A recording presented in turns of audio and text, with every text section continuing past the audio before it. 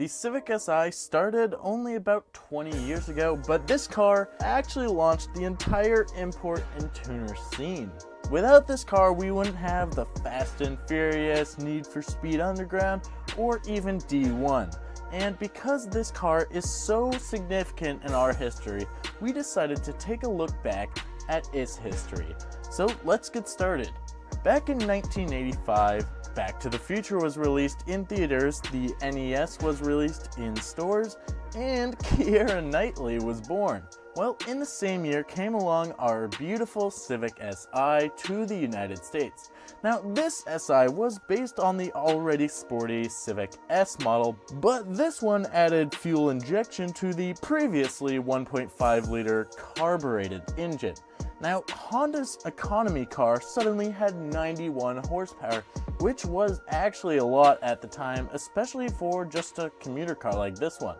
Now, in addition to having more power, this one also had more suspension because it was now a sports car, alright? It needed to handle like one. At the same time, a sportier Civic Si was also produced, but this one we know as the CRX. There was a CRX Si, which was based on the exact same platform, and it used the same components, but it was lighter and stiffer, partly because it was smaller, but both cars were pretty fast for the time. I mean, 0 to 60 in under 9 seconds, which is about 2 seconds faster than the ordinary S model they're derived from.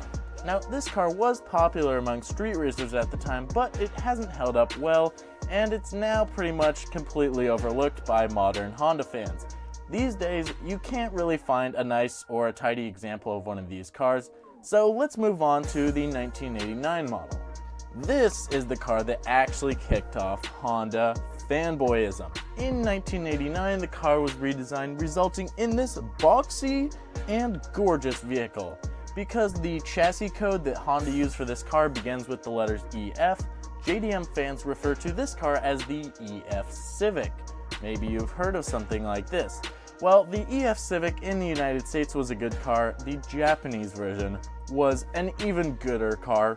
All JDM SIs were equipped with a dual overhead cam VTEC engine, which was called the B16. This VTEC engine produced 160 horsepower and 111 pound-feet of torque, and it had a close ratio gearbox, which means you get better acceleration.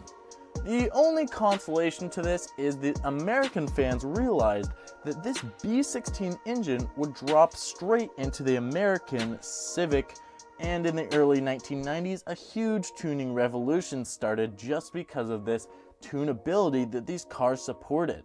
That was partly caused because all the Civics shared the same platform in the EF generation, and they also shared it with the Acura Integra, which means the aftermarket for this car is just insanely large. According to one report, only the Ford Mustang has a larger aftermarket parts inventory, which means this is actually a really good car to buy just because of all the aftermarket support. Okay, moving on to the 1992 Civic Si. And in 1992, the Civic was revamped to be sleeker and curvier, alright? People were frightened, though, of these round cars. They were new, they were exquisite, and people were not really a fan. This car was described as looking like an egg or a jelly bean by those with mean hearts. Well, when people see this car now, they actually think it looks good, which doesn't really make any sense. But anyways, this car was called the EG generation, and there was an EG hatch, which may sound even more familiar to you.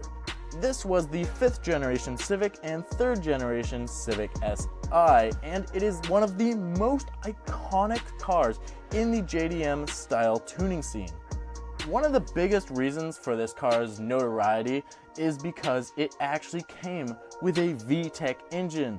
But instead of the strong dual overhead cam B16 engine, the US car received a 1.6-liter single cam engine, and it only made 125 horsepower. Oh well. The EG's performance wasn't that much better than the EF's, but you know, it was newer and it was still good performer for the time. Because the EG Civic Si is actually built on the same chassis as the EF, that means there are thousands of parts available still, and of course, that B-Series engine will still drop into this bad boy. Okay, let's move it on to the 1999 Civic Si. So many people anticipated a Civic Si based on the EK platform after that came about in about 1996. But these people waited a long time. They waited years and years, and the car was just never released. People started to think that Honda didn't even want to sell cars in the American market. Japan got an EK-based Civic Type R, which many consider to be the best Civic ever made. On the other hand, the United States received an underpowered, under-equipped Econo box hatchback. Now, because the EK was still tied to the previous EF, the EK hatchback had a thriving aftermarket, which still kept the car alive, and as you could probably guess, that B-Series motor would still drop into this bad boy.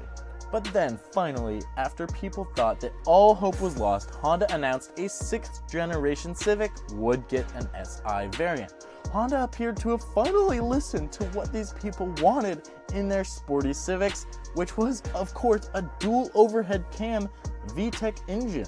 So, in 1999, a B16 powered Civic Si was unleashed on an eager public. This one was unique though because it was a coupe. Now, this famous Civic Si was sold for the first time in coupe form, which that irritated a few diehard Civic fans, but they were in the minority because this EM1 Civic, as the chassis code called it, is actually the most popular Civic Si that Honda ever made.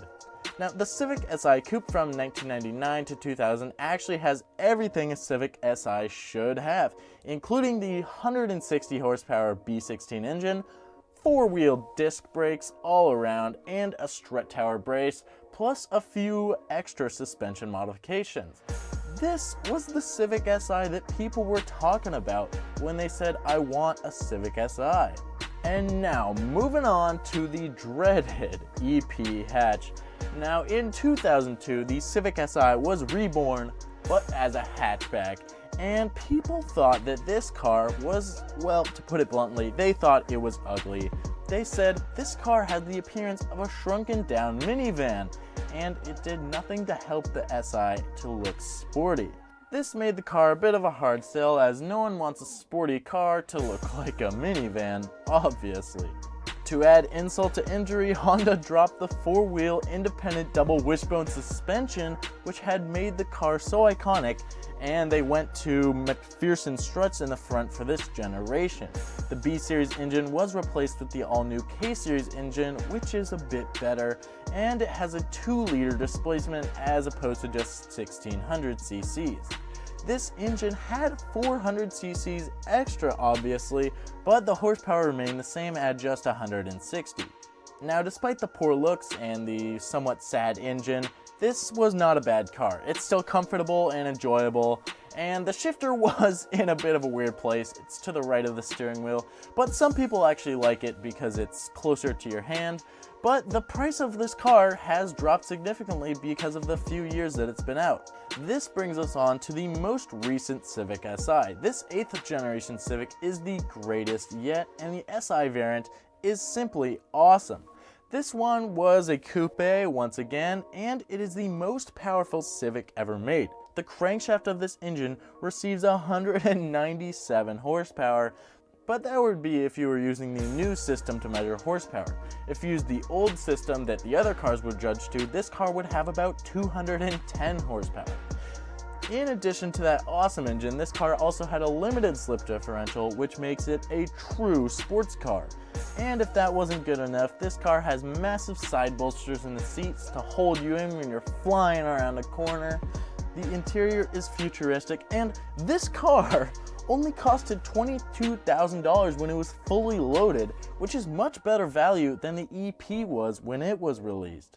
The newest generation of the Civic Si will have a sedan counterpart once again, and it's going to be interesting to see how people in the car community receive this, as it's the first time a sedan will wear the Si badge. Now, the Civic Si has been around for over 2 decades, and despite a rocky start in the early 2000s, it appears to have a bright future ahead of it. Any enthusiast searching for a speedy and nimble and reliable and cool ride would be well served by any of these Civic Si's.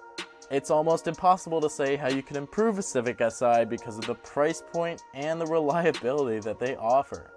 So that's all for this video. Make sure to comment below which is your favorite generation of the Honda Civic Si and why.